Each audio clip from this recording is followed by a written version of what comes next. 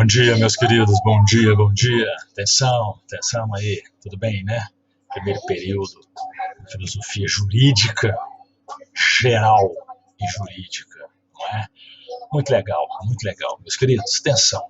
São 10h38 do dia 21/5, é uma quinta-feira. Isso significa que você assistiu ontem o vídeo daquela minha aula no Zoom, né? E você viu que Kant, então, se desponta como um importante teórico da filosofia do direito. Tudo bem? Eu quero tratar com vocês aqui agora de uma obra importantíssima que Kant escreveu, que é a Fundamentação da Metafísica dos Costumes. Ok? Nessa obra, Kant vai deixar claro como é que ele considera ser os alicerces que fundamentam a metafísica dos costumes, ou seja, ele vai deixar claro como é que ele acha que a moralidade humana deve ser constituída e quais os pilares que a embasam. Senhores, então, antes de avançarmos, eu vou te mostrar aqui uma boa edição, tá, da Fundamentação da Metafísica dos Costumes, tá bem? Que é essa obra aqui em vermelho, editada pela Editora 70, uma editora portuguesa, tá bom? É uma boa edição para quem eventualmente queira ter um exemplar da crítica, tá certo? Da fundamentação, é uma boa opção, ok? Bom, vamos lá, tá? Muito bem, qual é o eixo central dessa obra? Simples, tá? Encontrar o princípio da moralidade humana, encontrar o embasamento que norteia a ação humana, tá certo? Então Kant, ele está ecoando, ele está reverberando, né, uma preocupação do Rousseau, né, como ele foi um grande leitor de Rousseau, já tivemos a oportunidade de dizer isso antes, ele vai em busca dessa ideia de que é preciso encontrar, né, um corrimão epistemológico, moral, né, que possa sustentar a ação humana. O homem não pode ficar desamparado diante de uma questão ética, de uma questão moral, e não pode agir na base do improviso, tá certo? No século XX nós temos um filósofo importantíssimo chamado Jean-Paul Sartre, que vai pegar essa discussão do Kant aqui nesse ponto em que o Kant quer encontrar uma fórmula que sirva, né, para que o homem possa responder moralmente diante dos conflitos, e vai fazer disso o pé de apoio para discordar de tudo que Kant está propondo, né? Porque se Kant está dizendo que o homem não deve improvisar diante de um dilema moral, Sartre vai dizer no século XX que, diante de um dilema moral, o homem age de acordo com uma moral inventiva. Ele tem que inventar uma solução. Em absoluto, isso para Kant funciona, tá certo? Então, importante às vezes a gente fazer esses contrastes, porque eles vão nos escorando, né, na construção do pensamento filosófico, passando pelos autores, né? Aqui em Kant, o objetivo principal é encontrar esse princípio da moralidade humana, e esse princípio ele não pode ser regido por questões temporais, ele não pode ser regido por questões subjetivas, tá certo? Kant é um universalista, tá bem? Então, vamos apreciar o percurso da filosofia kantiana no que tange a moral, né? E, obviamente, né, senhores advogados, não é possível chegar a uma concepção do que é a justiça segundo Kant se a gente, obviamente, não compreender esse percurso que ele está fazendo aqui, tá certo? Bom, então, Kant vai dizer, né, logo no começo da fundamentação, ele vai dizer uma coisa muito importante para nós. Ele diz assim, olha, a filosofia natural, né, a filosofia que se ocupa da análise física dos fenômenos, ela nos mostra que esses fenômenos físicos, eles são regidos por leis, não é?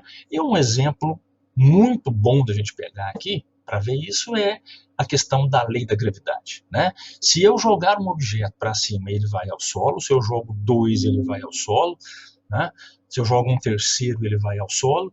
Então, essa experiência, né, me mostra que existe uma lei que rege os objetos quando jogados ao solo, né? Quando jogados ao céu, eles retornam ao solo. Jogados para cima, eles retornam ao solo, né? Então Kant, partindo dessa ideia, ele mostra que a física, a metafísica ainda não, tá? A física é movida por leis que a regem, não é? Ora, então posso deduzir, não é, que talvez o mundo da moralidade, o mundo humano, isso que eles chamam de metafísica, também possa ser regida por leis, tá certo? Agora, o mundo físico mostra uma outra coisa importante para a gente aqui. Tá? Eu falo da lei da gravidade, que rege, né, os objetos, os corpos, e os trazem ao solo, né, os arrastam ao solo, mas veja, eu não vejo a lei da gravidade, ela não anda por aí, não é isso? Eu falo dela por inferência, tudo bem?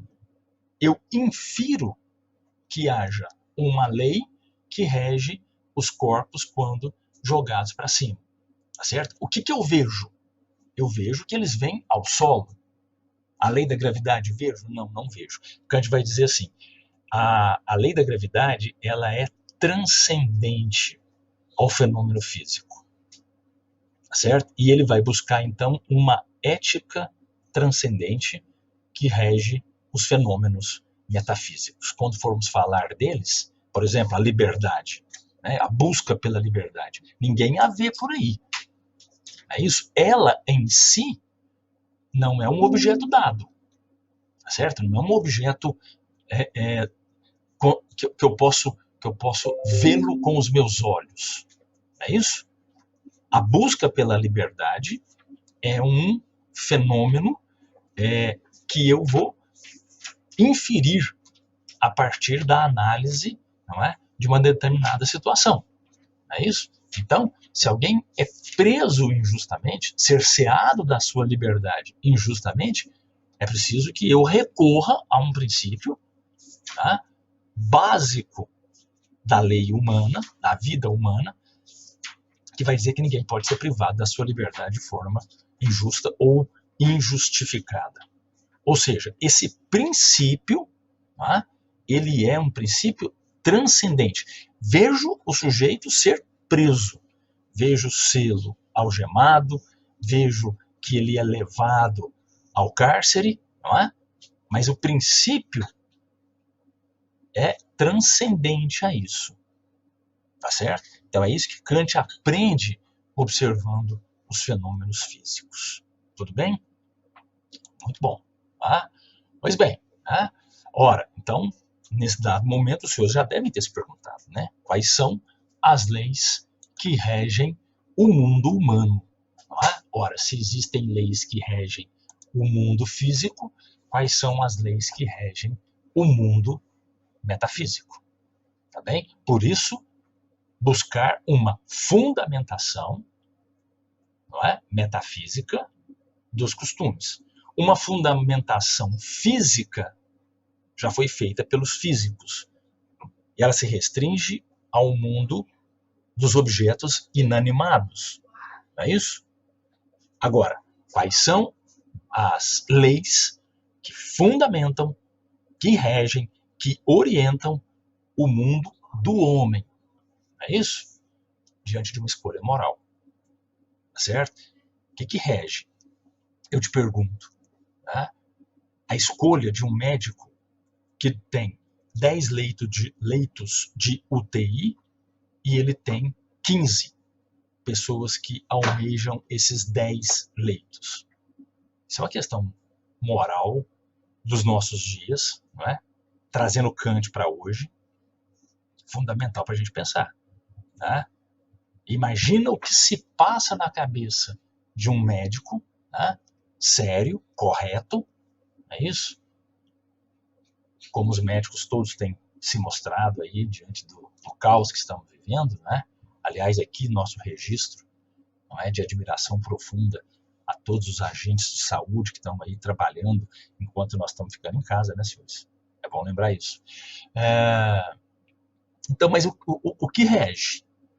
De onde ele fundamenta a sua ação? É isso que o Kant está perguntando. 10 leitos, 15 pessoas que precisam.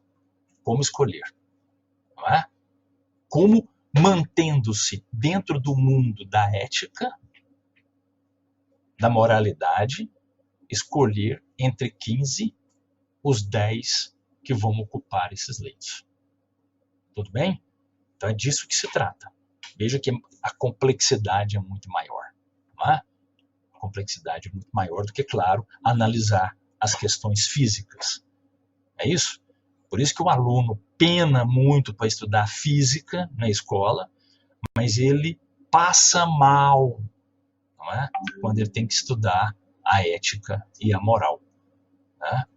Porque se você estuda o movimento dos corpos, né, fica fácil entender que um corpo que se desloca o dobro da velocidade de outro vai chegar no mesmo lugar, né, com a metade do tempo, se eles estiverem com a velocidade constante. É isso? Isso é fácil de compreender. Agora, como compreender quais as atitudes devem tomar um sujeito que tem 10 leitos e 15 pessoas que precisam deitar-se neles? Tá certo? Então, o campo do humano, né, que é onde os senhores advogados militam, ele é muito mais complexo do que o campo físico. Ninguém está diminuindo nada, né? Mas é só importante a gente compreender isso, né? Que quando a gente está no campo das escolhas, no campo da moralidade, no campo da ética, veja o tamanho do imbróglio que muitas vezes a vida nos coloca, ok? Andemos. Tá? Se Kant pergunta qual é ou quais são os princípios que regem a moralidade humana, num primeiro momento ele não diz quais são, mas ele diz quais não são. E esse aqui é muito importante para nós. Ó, a moralidade humana, segundo Kant, ela não é regida pelas convenções que os homens firmaram entre si. Tá certo? Você que é mais esperto, você que está mais atento, já viu que Kant então está soltando a mão, não é, dos contratualistas. Então a teoria contratualista que vimos agora há pouco, não vai atender Kant, porque aquele pacto, né, aquele contrato pactuado, né, seja ele de feições hobbesianas, lockeanas, de feições rousseauianas, nem o pacto do Rousseau, né, vai resolver o problema para Kant, tá certo? Kant não vai aderir a uma ideia de que a moralidade se funda nos acordos em que os homens estabelecem entre si. Tudo bem? Então não sabemos ainda quais são os princípios que fundamentam a moralidade, mas esse aí a gente sabe que não fundamenta. Ele não explica todas as questões que o homem vai enfrentar. Tá? Ou seja, do ponto de vista que Kant está olhando, tá? As convenções que os homens estabeleceram entre si, veja, elas existem. Kant não as nega, tá bem? Ele só vai dizer, não, essas não servem. A moralidade é algo mais complexo. E ela exige uma análise, portanto, mais complexa. Tudo bem? Então nós vamos deixar de lado isso, ok? Se você acredita nisso, ótimo, segue seu caminho, segue sua vida. Né? Nós temos inúmeros pensadores no século XX, importantes, tá? Que quando quando eles têm que explicar as ações humanas recorrem a questões contratuais, recorrem a argumentos contratualistas. Então, Kant vai dizer assim, olha, se você é adepto disso, segue seu rumo, segue seu caminho. Eu acho que é pouco, né? E nós vamos ficar numa análise superficial, se nós apelarmos a argumentos contratualistas, de feições contratualistas, para explicar a fundamentação dos costumes, a fundamentação da moralidade. Ok? Professor querido, né? Do qual temos muita saudade, eu sei, meus queridos, eu sei, eu também. Né? Mas professor querido, afinal de contas, o que rege a moralidade, então, para Kant? Não é? Vimos aí agora há pouco que não são as convenções. Então, vamos lá. Não é? Vamos lá. Vamos dizer logo de início aqui. A moralidade para Kant é regida pela vontade e, segundo Kant, a moralidade é... Desculpe, deixa eu voltar, eu queria fazer outra coisa. A moralidade é regida pela intencionalidade. Então, vamos lá, vamos trabalhar essas duas ideias aqui. Tá? Primeiro, que rege o homem é a absoluta concepção de que ele possui desejos, ele possui vontades. Não é isso? E que essa vontade está na base das suas escolhas. Tá certo? Então vamos pensar como Kant pensava, não é?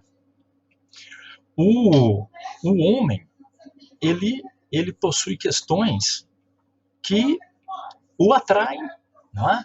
E que necessita que ele precise resolver essas questões. Agora, em muitos aspectos, né, para a gente separar ali da questão contratual, o que está em voga, o que está em discussão nesse tipo de ação é a vontade que o homem tem, evidentemente, e que o compele a fazer as coisas. Tá?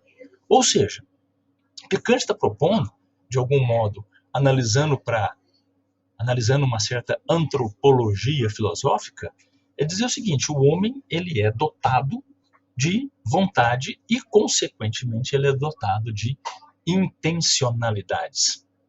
E elas, isso que é importante, e elas não podem ficar de fora da análise no campo da moral. Né? Dito assim, evidentemente você vai dizer assim, professor, mas exatamente onde é que está a novidade disso?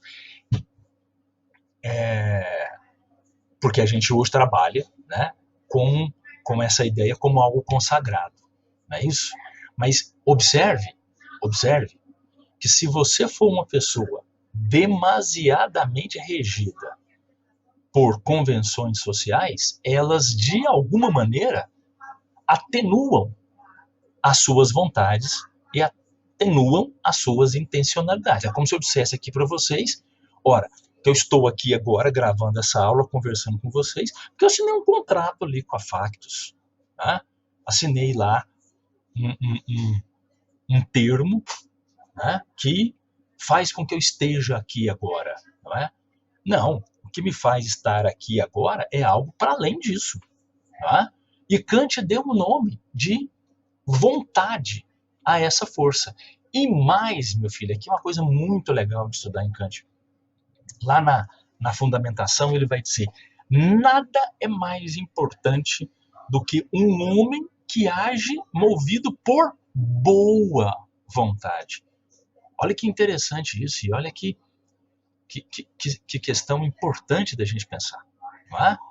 Kant traz para a cena, para o palco, joga luz em cima de uma questão que de um termo que hoje é tão banal para nós, né?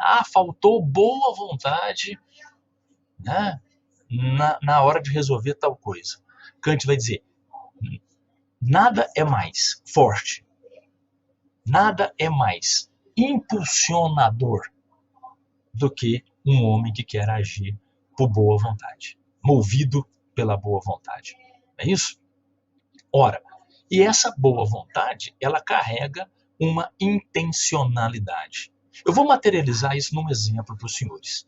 Uma faca na gaveta, senhores, jamais, em hipótese alguma, age para o bem ou para o mal.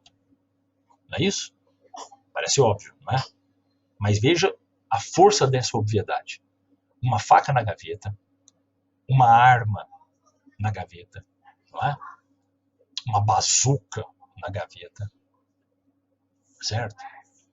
Não faz absolutamente nada. Ela precisa de um dedo,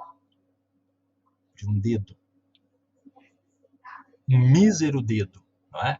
Que conectado a um aparato muito complexo chamado ser humano, que por sua vez é movido por vontade, é movido por intencionalidade, essa faca, né, essa arma, essa bazuca, age para o bem ou para o mal. Tá certo? Então, é isso que Kant quer chamar a atenção. O que nos move a ação é, fundamentalmente, são as nossas intenções. É isso? E os senhores se lembram muito bem, nós já tivemos uma discussão parecida com essa em sala de aula, não é? Eu, né? Isso é meu, por favor, ninguém precisa concordar comigo, né? Ao contrário, discordem, né? Para a gente gerar uma discussão. Eu estou absolutamente convicto de que ninguém age sem uma intenção. Todos, absolutamente todos, em todas as suas ações carregam uma intencionalidade. Onde elas vão dar, a gente não sabe. Tá? Onde elas vão dar, obviamente, a gente não tem ideia. Mas todos têm intenção de fazer alguma coisa. Tá? Você não comenta uma postagem no Instagram, no Facebook, sem uma intenção. Ela está lá. Difusa, escondida, disfarçada ou explícita, ela está lá. Tá? E Kant vai dizer assim, bom, então vamos pensar nisso, né? Vamos pensar nisso, porque isso tem uma força poderosa. Tá? Isso move os homens. Suas intenções movem. Tá?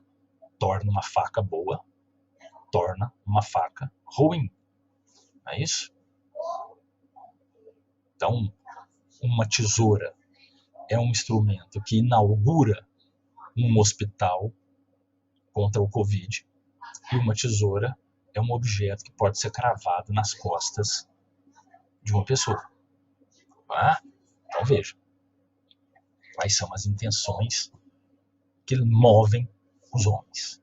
Tá bem? Não vou me estender muito aqui, porque nós vamos voltar a isso. Tá bem? Mas guarda essa ideia, que é uma ideia importante. Tá? Muito bem. Pensando assim, Kant então se confronta com outra questão. Tá? Quais são as motivações que nos compelem à ação? Ele vai dizer que são duas. Tá? Ele vai dizer que são duas. Primeiro, a gente é movido por interesses pessoais. Tá certo? E aqui, senhores, não tem absolutamente nada de errado, não. Tá? Ninguém furta-se a uma atitude ética movendo por interesses pessoais. Tá? Ora, eu tenho interesse pessoal em ler um livro. É isso? Ler um livro. É interesse meu. Tá? Muitos preferem ver o filme. Estou falando aqui do Nome da Rosa. Vou mostrar para você aqui. Tá? O Nome da Rosa. Tem um filme belíssimo, maravilhoso. Tá? Tão bom, que ofusca um pouco o livro. As pessoas tendem a não ler o livro, porque o filme é muito, muito bom. Então alguém me diz assim, professor, olha, eu tenho interesse em ver o filme. Ah, minha vida é corrida demais. Né? Eu não consigo, eu não tenho concentração, não tenho paciência para ler um livro com 562 páginas. Então vou assistir o filme. Perfeito. Ninguém comete um crime com isso. Não é? São as minhas atitudes movidas por questões pessoais. O fim delas, atenção para isso, o fim delas é a satisfação dos meus desejos, bons ou ruins, tá? Não importa. Tudo bem? Bom, outro grupo de motivações, atenção, são aquelas movidas pela noção de dever que eu já discuti com os senhores no vídeo passado. Bom, aqui é que Kant traz algo de muito bacana da gente discutir. Ele vai dizer o seguinte, tá bom, para você ler o livro que você comprou numa livraria, que você comprou num sebo, que você pegou emprestado, que não vai devolver, que você comprou no sopão em algum lugar, isso pouco tem importância para a humanidade, né? Se o Mozarzão lê esses livros que estão aí atrás ou não lê, isso pouco importa para a humanidade. A realidade dos fatos é essa, né? Agora, tem coisas que você, ao fazer ou não, interferem na questão coletiva. Tudo bem? E aí Kant vai dizer o seguinte, tem situações que você não pode, em hipótese alguma, deixar de fazer.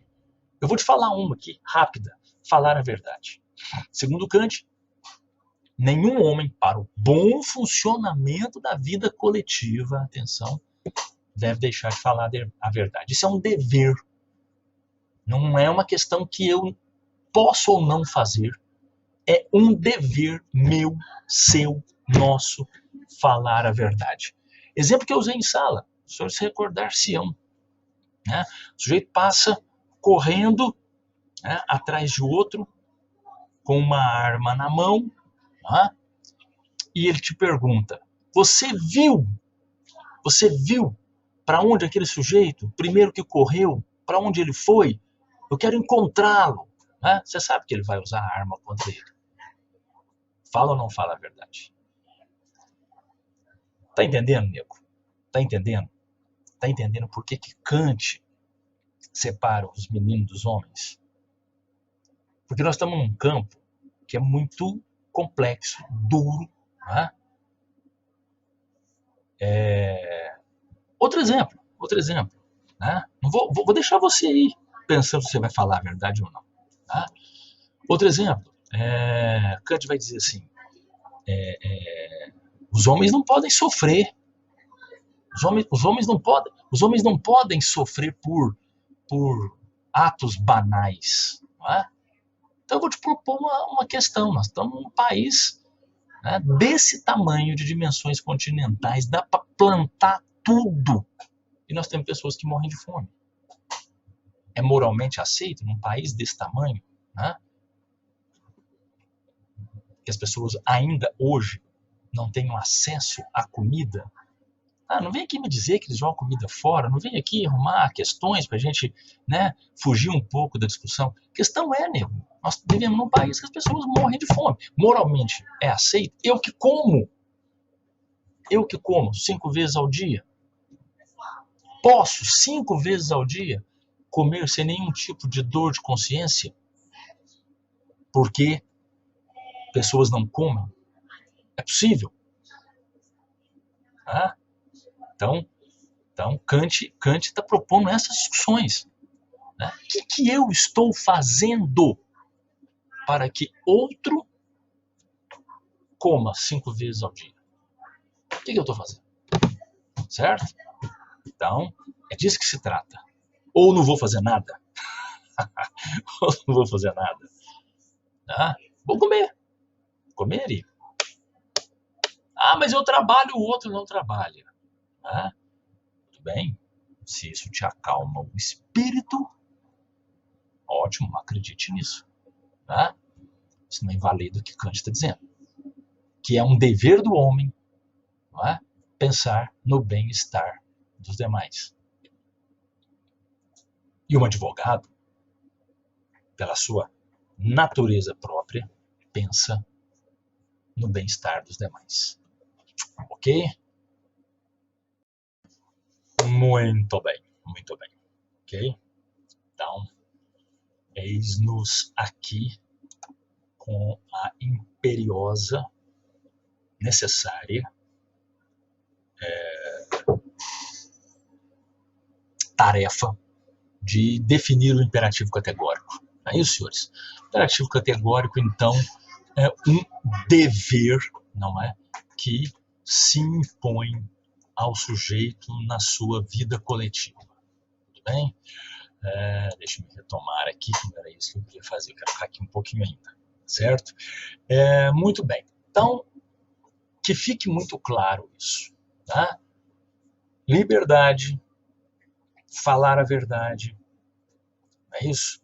Preservar o bem-estar dos homens, participação política. Veja, são questões, senhores, que se impõem a nós se quisermos, obviamente, né, levar uma vida coletiva que se preze. Tá certo? Então é isso. Aqui agora, não é mais qual livro eu vou ler, qual padaria eu vou, se vou ficar em casa ou não vou ficar em casa. Bom, se bem que na pandemia, ficar em casa, né, deveria ser visto como um imperativo categórico, deveria ser visto como um dever. Olha que interessante esse exemplo, cara. Olha que interessante isso. Porque na Constituição diz que ninguém pode privar o indivíduo do seu direito de ir e vir. Ninguém pode privar o direito do sujeito de ir de um lado ao outro. É isso? Agora, numa pandemia, talvez seja necessário privar o sujeito de ir para um lugar ou outro. Tá? Por quê? Porque numa pandemia, veja o que acontece. Nós temos o bem coletivo colocado em risco. E se o bem coletivo é posto em risco, tá? Então talvez seja melhor cessear as pessoas de ir e vir. Então aqui tem um exemplo que dá para a gente analisar friamente. Esquece questões políticas, tá? Não deixa questões políticas te contaminar, não. Tá bem? Temos um vírus aí fora que se propaga e colapsa o sistema de saúde. Nem todo mundo vai ter leito de UTI. Nem todo mundo que eu digo contaminados ou não. Não é isso? Porque o sistema de saúde continua atendendo infartados, pessoas que precisam de fazer quimioterapia, pessoas que sofrem acidente, hemodiálise. Esse pessoal todo não pode parar, você concorda? Ah? Como é que você vai falar para um sujeito que faz quimioterapia, para ele falar para ele, olha, não, agora você não vai para o hospital não, porque lá onde você ia, agora virou um hospital da Covid. Tá? Então é óbvio que quanto menos gente se contaminar, melhor para todos, não para mim, não para você. Percebe? Então é um dever ficar em casa. Porque até o dia que encontrarmos uma vacina, não é? Não há outra solução. É um dever entrar nos lugares de máscara. Ah, mas eu não gosto, né? Eu não gosto porque atrapalha a minha estética. A estética do meu rosto é legal, não tem solução, não. Em alguns casos é até bom cobrir, né? A gente sabe disso. A gente perde o amigo, mas não perde a piada. Mas então você vai ao varejão, velho, você tem que usar máscara. Se você vai comprar um sapato, claro, você precisa comprar. Se você vai fazer qualquer coisa que seja absolutamente necessário, cobre o rosto. É isso? Porque essa é uma ação que se impõe à vida coletiva. Então, aqui, momentaneamente, vamos deixar de lado o direito de ir e vir e vamos colocar em baila, em primeiro plano, a saúde das pessoas. É isso que o Kant está dizendo. É isso que o Kant está dizendo. Se impõe ao sujeito. Tá? Se impõe ao sujeito. Por favor. Eu sei que muitos aí estão pensando, precisamos trabalhar, né? Claro que precisamos trabalhar. Veja, eu sou profissional do turismo. A última atividade que vai voltar a se recuperar. Não é isso? Mas eu preciso de turista vivo. como é que eu vou guiar os mortos? Não é isso? Não dou conta, né? Isso tem que ser para outros, segundo alguns entendimentos. Outros guiam, né? Mas eu não dou conta, eu preciso de turista vivo, tá certo? Então, claro que precisamos trabalhar, mas o que vem antes? Olha que dilema moral bom de discutir. Sem partidarismos, nego. O que vem antes? Como intelectual que você é, pensa. O que vem antes? A saúde de uma nação ou a economia dessa nação? Veja como Kant é absolutamente necessário nos dias de hoje, para ajudar a pensar. Agora, se você é de um lado ou de outro, velho, aí você não pensa. Me perdoe, aí você já não vai pensar. Né? Se o seu negócio é defender A ou defender B, sinto muito, aí você já não está pensando mais. Pobre de você. Né? Pensamento não combina com definições a priori. Ah, eu sou de esquerda, ah, eu sou de direita. Né? Sobretudo se você for fanático. Se você não for fanático, se você for um cara que tiver apto ao raciocínio, ao pensamento, olha como Kant é importante nesse momento. Né? O que vem antes, velho? A saúde de um povo ou as questões econômicas? Os dois ao mesmo tempo, nós estamos vendo aí agora que é incompatível. Os dois ao mesmo tempo, nesse momento, a gente está percebendo que não dá para conciliar. Tá certo? Então é isso. Eu devia ter começado a minha aula por aqui, né? Você entenderia rapidinho Kant. Não é isso? Muito bem, meus queridos. Caminhando aqui para uma questão, já que é dando números finais a essas reflexões, Kant vai propor uma fórmula, tá certo? Kant vai propor uma fórmula. E eu, antes de dizer para você qual é a fórmula moral e ética que Kant propõe, que deve fundamentar os costumes, vou te pedir para respirar fundo. Respira fundo aí, porque você vai levar um sustão. Eu tinha uma professora aqui em Uberaba, quando ela ia falar algo que ela queria chamar a atenção dos alunos, ela falava assim, ó, vocês vão levar um sustão. Você vai levar um susto enorme aqui agora, Nico. E aí você vai, pensando nisso, você vai dizer se você vai dar conta de ser kantiano ou se você vai esperar outro filósofo para decidir. Tá certo? Kant diz assim, numa situação de dúvida, uma situação em que você não sabe exatamente como deve agir, você deve agir da seguinte forma. Veja,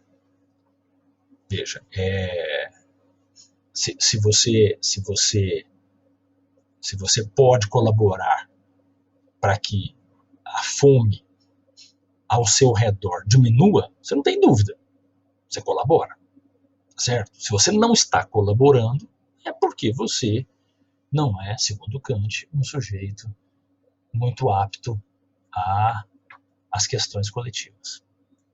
Não é? Segundo Kant, viu? Não me olhe assim.